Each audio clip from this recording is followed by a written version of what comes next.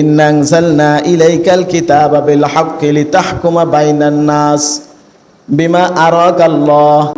সূরা নিসার 105 নম্বর আয়াতে আল্লাহ পাক বলেন, আমি হলাম বিচারক, আমি হলাম সর্বশ্রেষ্ঠ বিচারক।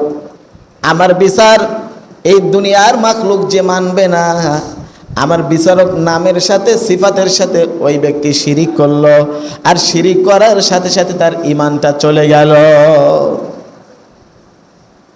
ফালা ওয়া রাব্বিকা লা ইউমিনুনা হাত্তা ইউহাক্কিমুকা ফীমা শাজারা বাইনাহুম। সূরা নিসার 65 নম্বর আয়াত। আল্লাহ পাক বলেন, আমি বিচারক হিসেবে আমাকে যে না মানবে ওই ব্যক্তি মুমিন হতে পারে না।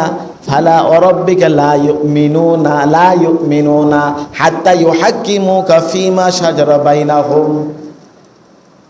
তাহলে বিচারক হলেন কে বলেন? আল্লাহ।